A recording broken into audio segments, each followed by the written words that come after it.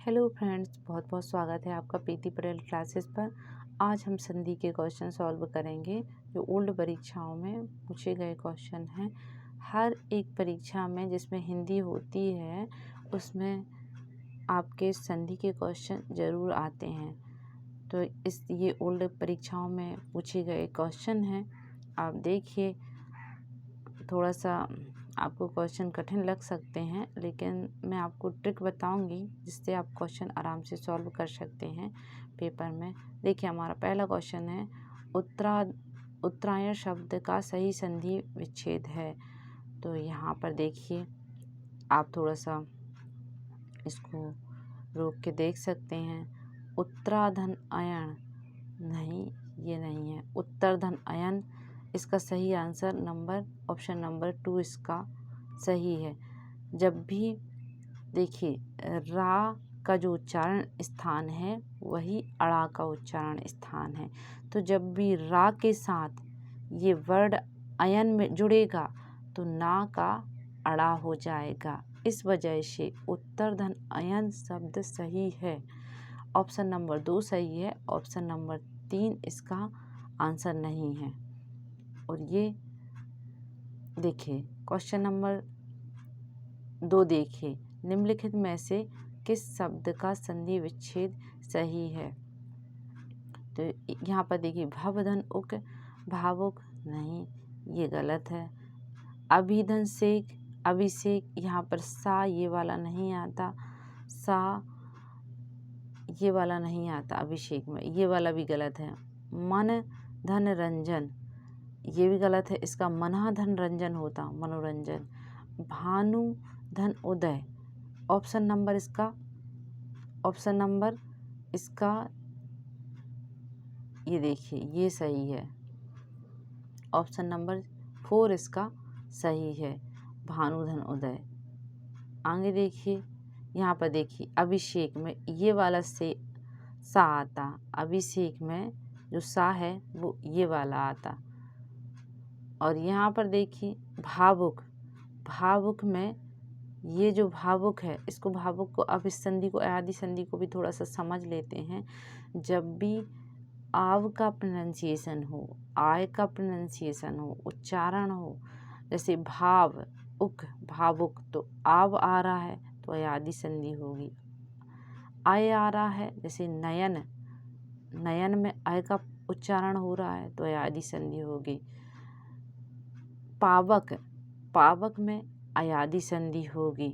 नयन, पावक, भावुक, आव आ जाए, आय आ जाए, आय आ जाए और आव आ जाए, इनमें अयादि संधि होती है। जब भी आप उच्चारण करके देखिए, वा और या अगर आ रहे हैं और उनका प्रोनाउंसिएशन आव और आय हो रहा है तो अयादि संधि होगी।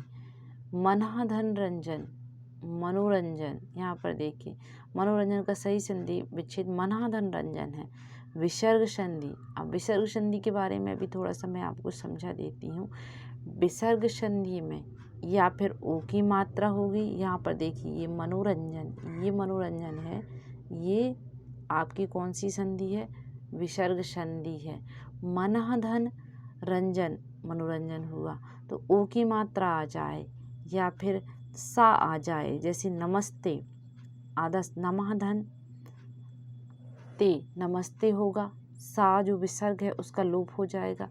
तो सा, तीनों सा में से कोई भी सा अगर आ जाए तो विसर्ग संधि होगी।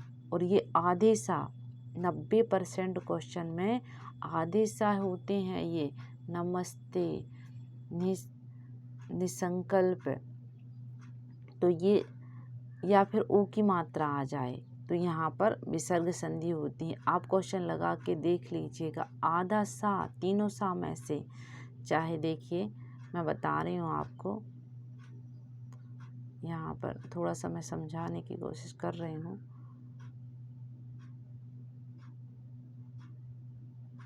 ये वाला आधा सा, ये वाला आधा सा, ये वाला आधा सा, ये तीनों अगर आपको देखने में मिल जाएं तो इसमें कौन सी संधि होगी? विसर्ग संधि। ये विसर्ग संधि। ये ट्रिक है, आप याद रखिएगा। ये विसर्ग संधि होगी। 90% क्वेश्चन आपके इससे सॉल्व हो जाएंगे विसर्ग संधि के। या फिर ओ आता है, लेकिन ये एक और कंडीशन, ओ की मात्रा गुण संधि में भी ओ की मात्रा लगती है और विसर्ग में भी लगती है। तो कहाँ विसर्ग है कहाँ गुण है, ये आपको जैसे ही आप प्रैक्टिस करेंगे तो आपको ये समझ में आ जाएगा। आगे देखिए, अभिषेक का हो गया, भावुक का होगा भानुदय। भानुदय यहाँ पर ये दीर्घ स्वर संधि है। मनोरंजन विसर्ग संधि है। आगे देखिए, ये क्वेश्चन मैं आपको इसलिए सॉल्व करवा देती हूँ डिटेल से, ताकि आपके क्वेश्चन सही हों पेपर में। अब निम्नलिखित में से न्यून शब्द का सही संधि विच्छेद है। यहाँ पर नी उपसर्ग लगाकर ऊन जो शब्द है उससे बना है न्यून। ये ऊन मतलब होता है, ये देखिए ऊन शब्द, ये ऊन शब्द है, ये संस्कृत का शब्द है जिसका अर्थ होता है कम होना, और नी उपसर्ग लगा है तो इससे बना है कौन सा, न्यून बना है। ये ई, इससे हमने क्या निकाला ई, और इससे हमने क्या निकाला प्लस ऊ। ये दोनों जब मिले तो इससे क्या हो गया, या बन गया। या और वा अर्धस्वर होते हैं, ये दोनों जो होते हैं वो अर्धस्वर होते हैं। हाँ, तो इसी वजह से ये स्वरों से ही बने होते हैं। ई और ऊ से या बन गया और ऊ की मात्रा लग गई। तो यू न्यून जो शब्द है उसका संधि विच्छेद क्या है, निधन ऊन है। अब ये संधि कौन सी है, ये संधि यण संधि है। अब यण संधि के बारे में भी मैं तो आपको ट्रिक बता दे रही हूँ। कौन सी संधि है ये संधि है यण संधि। यण संधि, यण। अब यण संधि में देखिए या लगा है या, तो आपको यण संधि में क्या देखने को मिलेगा। अधिकतर जितने भी आप एक साथ क्वेश्चन, मैं आपको चाहती हूँ कि एक साथ क्वेश्चन करवा दूँ, तो अगले वीडियो में आपको एक साथ सारे स्वर संधियों के वो शब्द डालूंगी, तो आप पहचानिएगा। आपके 90% क्वेश्चन सही सॉल्व कर पाएंगे आप इस ट्रिक से। ये या है, तो यहाँ पर देखिए ये या इसमें आ रहा है, मतलब हम इससे पहचान गए कि यण संधि है। अगर या आ जाए, या आ जाए, वा आ जाए, तो कौन सी संधि होगी, यण संधि होगी। बीच में जहाँ पर विग्रह कर रहे हैं या और वा आ जाए तो यण संधि होगी। आप अपनी कॉपी में इसको नोट कर लीजिए। जहाँ पर सा आ जाए, सा आ जाए, आधा सा आ जाए, वहाँ पर कौन सी संधि होगी, आपको मैंने बताया था कि वहाँ पर विसर्ग संधि होगी। ऐसे भी आप याद रख सकते हो कि विसर्ग संधि में भी क्या हो रहा है, जो सा है विसर्ग, सा बोलने में आ रहा है बीच में, तो सा में देखिए कि अधिकतर इसमें आदि सा वाले शब्द ही मिलेंगे, तो विसर्ग संधि होगी। या और वा मिले तो यण संधि होगी। आगे देखिए, आप निम्नलिखित में से कौन सा शब्द व्यंजन संधि का उदाहरण है। अब देखिए यहाँ पर नाविक, यहाँ पर ये नाविक शब्द है, जो यहाँ पर जब हम इसका उच्चारण कर रहे हैं तो नाव आव आ रहा है, इसलिए नाविक जो है ये संधि कौन सी है, नाविक जो संधि है वो अयादि संधि। इससे पहले हम पढ़ चुके हैं कि आव आ जाए तो अयादि संधि होती, तो नाविक आव आ रहा है उच्चारण में, नाव, तो अयादि संधि है। परोपकार, अब एक और मैंने आपको इससे पहले बताया है कि ओ की मात्रा अगर लगती है तो वहाँ पर या फिर गुण संधि होगी या फिर विसर्ग संधि होगी। तो यहाँ पर देखिए परह धन उपकार, इसको हम विच्छेद करेंगे, परह धन उपकार, परोपकार होगा, तो यहाँ पर ये विसर्ग का लोप हो रहा है, इस वजह से यहाँ पर कौन सी संधि होगी, विसर्ग संधि होगी। जगत धननाथ, जगन्नाथ, यहाँ पर ये व्यंजन संधि है, इसका आंसर ये सही है, ये व्यंजन संधि है जगन्नाथ। जबकि शदा धन एव शदेव होगा। अब ये जो शदेव है ये कौन सी संधि है? वृद्धि संधि है। कौन सी संधि है? वृद्धि संधि है। वृद्धि। अब वृद्धि संधि की ट्रिक और समझ लीजिए, जहाँ पर औ की मात्रा आ जाए, ऐ की मात्रा आ जाए, वहाँ पर विसर्ग संधि कौन सी संधि होती है? वृद्धि संधि होती है। गुण संधि में मैंने आपको क्या समझाया था कि गुण संधि में या फिर ए की मात्रा आ जाए, ए की मात्रा, या फिर ओ की मात्रा आ जाए, तो गुण के बाद आती है वृद्धि। यहाँ पर एक एक मात्रा लगी है गुण संधि में। वृद्धि में देखो एक एक मात्रा की वृद्धि हो गई, मतलब बढ़ गई मात्राएं। तो वृद्धि संधि में गुण संधि से एक एक मात्रा और वृद्धि हो गई। गुण संधि में एक ही मात्रा आती है और ओ की मात्रा आती है। वृद्धि में एक एक मात्रा और बढ़ के औ की मात्रा आती है, ऐ की मात्रा आती है। तो वृद्धि शदेव, यहाँ पर देखो ये ऐ की मात्रा लगी है, इसमें ऐ की मात्रा लगी है, तो ये ऐ की मात्रा कौन सी? आप नोट कर लीजिए कि वृद्धि संधि में ऐ की मात्रा मिलेगी आपको, औ की मात्रा मिलेंगी। गुण संधि में ए की मात्रा मिलेगी आपको, ओ की मात्रा मिलेगी। ठीक है, अब आगे देखिए।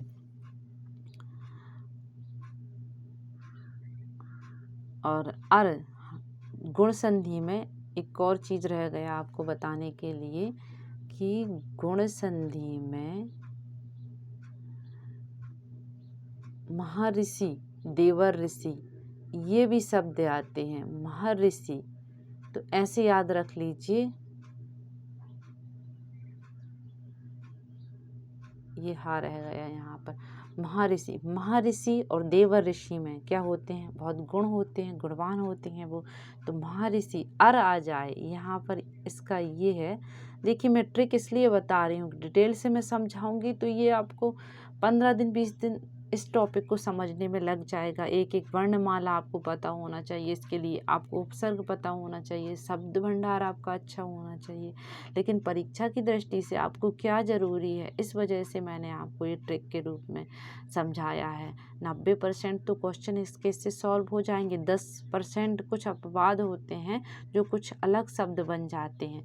पर महर्षि और देवर ऋषि ये भी गुण संधि में आएंगे। तो आप ऐसा कर लीजिए कि महर्षि और देवर ऋषि में क्या होते हैं? बहुत सारे गुण होते हैं, इस वजह से गुण संधि होती है। महर्षि, देवर ऋषि, अर आता है इनमें, अर एक ही मात्रा। फिर से देखिए, एक ही मात्रा गुण संधि, ओ की मात्रा गुण संधि। दोनों अगर मात्राएं कहीं दिख जाएं, महर्षि देवर ऋषि दिख जाए तो आपकी गुण संधि होगी। आप 100 वर्ड गुण संधि के देख लीजिए इकट्ठे, एक साथ आप गूगल से सर्च करके देख लीजिए, तो आपको मेरे 90% इसमें से सही वर्ड आपको मिल जाएंगे और आपके क्वेश्चन 90% आपके क्वेश्चन इससे सॉल्व हो जाएंगे। आगे बढ़ते हैं। निम्नलिखित में वृद्धि संधि का उदाहरण है। वृद्धि में देखिए यहाँ पर ये शदेव, ये अपना हो गया था। वागी शब्द का सही संधि विच्छेद है। यहाँ पर देखिए ये वागी शब्द जो पूछा गया है, वागी शब्द का सही संधि विच्छेद। तो यहाँ पर ये जो वर्ण हैं, वर्णमाला के जो वर्ण हैं उनको 5 समूहों में विभाजित किया गया है। का वर्ण, चा वर्ण, तो इनका जो ग्रुप बना है, जैसे कि क, ख, ग, घ, इंगा, ये एक वर्ण के, एक जाति के, एक ग्रुप के वर्ण हैं। तो ये वागीश जब भी क्या होता है, वाक धन ईस, इसका संधि विच्छेद ये यहाँ पर इससे मिलकर बना है। वाक धन ईस, वाक धन ईस से मिलकर वागीश बना। तो ये का है अपने तीसरे नंबर के सजातीय वर्ण में बदल जाता है जब भी इसकी संधि होती है। तो यहाँ पर देखिए यहाँ पर ये वाक धन ईस, ये तीसरा क ख ग, तो तीसरा वर्ण कौन सा वर्ण, तीसरे अपने ग्रुप के तीसरे वर्ण में ये चेंज होके क्या बन जाता है, गा बन जाता है। तो इसका सही है ऑप्शन नंबर तीसरा वाक। आप ये मत सोचिए कि वाग धनीस होगा, ये गलत हो जाएगा। का ही अपने जाति के तीसरे वर्ण में चेंज हो जाता है, और ये का के साथ नहीं होता, बहुत सारे वर्णों के साथ होता है कि जब भी उनकी संधि होती है वो संधि होकर उनके तीसरे वर्ण पर चले जाते, आगे बढ़ के का खा गा हो जाता है। तो यहाँ पर ये इसलिए बदला है। अब आगे देखिए, धीरे धीरे आप देखिए, आप आराम से धीरे धीरे आपकी इसमें समझ विकसित होगी क्वेश्चन की। यहाँ पर देखिए, निम्नलिखित में से किस शब्द में व्यंजन संधि है। अब देखिए यहाँ पर मैंने आपको क्या बताया कि आपको आधा सा दिख जाए तो नमस्ते बताइए कौन सी संधि है, ये विसर्ग संधि है। नीरस, यहाँ पर कौन सी संधि है, नि धन रस। यहाँ पर देखिए तदनुसार, यहाँ पर इसका जब हम संधि विच्छेद करेंगे तो यहाँ पर देखिए हो सकता है कि आपको इसका विग्रह करने के लिए आ जाए। तो यह ना त थ द, तो यहाँ पर ये तत् होगा, तत्, ये भी अपने तीसरे वर्ण में चेंज हो जाएगा। तद प्लस अनुसार, ये अनुसार होगा, तत् प्लस अनुसार। ये जो ता है वो भी अपने तीसरे वर्ण ता था दा, ता था दा, ये जो पहला ता है और इसका जब संधि होगी तो ये दा में बदल जाएगा। फिर इस वजह से यहाँ पर ये संधि, इसकी संधि होगी कौन सी होगी, तदनुसार। ये अगर हम विग्रह करेंगे तो तत् धन अनुसार होगा और ये तीसरे वर्ण में बदल जाएगा। ये व्यंजन संधि है। व्यंजन संधि क्या होती है, देखिए हर एक शब्द में, हिंदी वर्णमाला में हर एक वर्ण में का छिपा होता है। देखिए का धन आ से मिलकर इसमें हलंत लगी, मतलब आधा का धन आ मिलकर ये पूरा का बनता है। जितने भी हिंदी वर्णमाला में, ये वर्ण इसलिए समझा रही हूँ ताकि आपके संधि के क्वेश्चन सॉल्व हो सकें। अगर हम इसको अलग करेंगे तो ये होगा आधा का धन आ, ऐसा होगा। तो हिंदी वर्णमाला में जितने भी वर्ण हैं उसमें सब में आ छिपा है। अगर वह कभी भी देखना कोई ऐसे हलंत लगे हुए शब्द जो मिलते हैं वह होते हैं आधे होते हैं। वो जैसे बोलते खा आ रहा है पीछे, का आ रहा है पीछे, माँ आ रहा है पीछे, तो सभी आ से मिलकर बने हैं। और आ अगर हट जाता है तो वो क्या हो जाते हैं, आधे स्वर। यहाँ से ये हलंत लगा रहता है उनमें, ठीक है। अब देखिए यहाँ पर निम्नलिखित किस शब्द में व्यंजन संधि है, तो ये पता चल गया आपको, तदनुसार हो गया।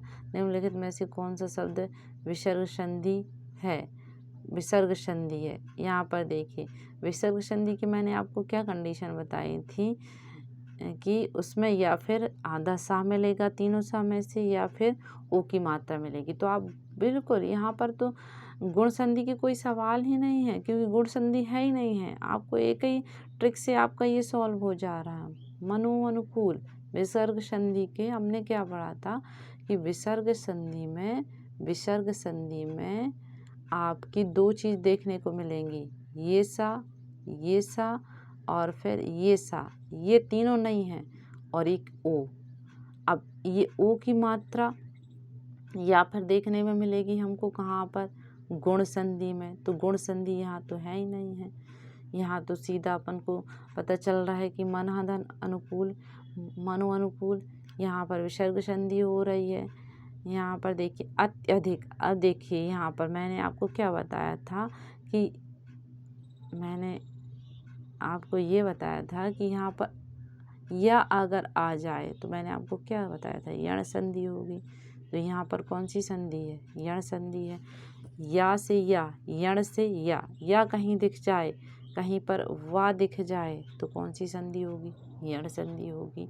आप गूगल से क्वेश्चन वर्ड सीट निकालिए और ये यण संधि के बहुत सारे शब्द आपको एक साथ आप देखिए तो आपको समझ में आएगा कि मैंने आपकी 90% आपके शब्द वही मिलेंगे और आपके क्वेश्चन सॉल्व हो जाएंगे। हाँ, तो यण संधि हो गई, विसर्ग संधि होगी। विसर्ग संधि के मैंने 3 आपको ट्रिक बताई हैं, यण संधि के बताई हैं। ठीक है, अब देखिए यहाँ पर देखिए उत्तम, उत्धन, उत्तम, ऊधन, उत्धन तम होगा, उत्तम, ऊधनतम, तन्मय, तो तत् धनमय। यहाँ पर देखिए ये क्या होता है कि यहाँ पर ये जो देखिए अब इसका तन्मय का संधि विच्छेद हम करेंगे, तत् धनमय होगा। ये व्यंजन संधि क्यों है, आप देखिए यहाँ पर ये ता कैसा है, ये तीसरे वर्ण पर जा रहा है। मैंने बताया था आपको त था ता थ द ध ना, यहाँ पर ये ना में बदल गया तो तत् धनमय तन्मय होगा। और यहाँ पर ये आधा होगा ता, और जब यहाँ पर ये आधा है और यहाँ पर माँ है तो दोनों साइड व्यंजन है, इसलिए तन्मय व्यंजन संधि हो गई। बहुत देखिए, आपको अगर कभी किसी और टॉपिक पर वीडियो चाहिए हो तो आप कमेंट करके मुझे बता सकते हैं। अभी वीडियो ज़्यादा लंबा हो जाएगा, इसलिए इसी क्वेश्चन की सीरीज को हम आगे सॉल्व करेंगे।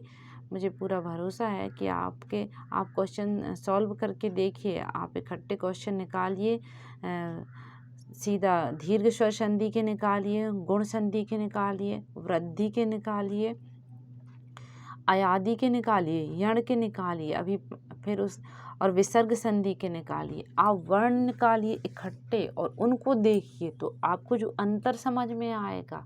और मेरी ट्रिक जो मैंने बताई है आपको उसको लिख लीजिए और आप क्वेश्चन सॉल्व करिए। मैं आपको 90% गारंटी दे रही हूँ कि आपके क्वेश्चन सही हो जाएंगे। और 3 क्वेश्चन आपके ये 2-3 नंबर भी कम कहलाते हैं कि एक नंबर सिलेक्शन के लिए इम्पोर्टेंट रहता है। और ये 1-2 नंबर जो आपके हैं, मैं इतना सरल आपको यण संधि करके बता दी, स्वर संधि बता दी, जिससे 70% आपके क्वेश्चन सॉल्व हो जाएंगे। देखिए, हम कठिन चीज़ों के पीछे क्यों भागते हैं, कठिन में भी हमको 1 नंबर मिलता है और सरल में भी हमको 1 नंबर मिलता है। अगर ये समझ में आ गई है और आप 100% इसके क्वेश्चन आते ही हैं तो आप इनको इकट्ठे निकालिए। और अगर आप नहीं कर पा रहे तो अगला वीडियो आप चाहते हैं तो आप कमेंट कीजिए, मैं आपको इसके एक साथ वर्ड हैं उनको सॉल्व करवाऊंगी। बहुत बहुत धन्यवाद, थैंक यू।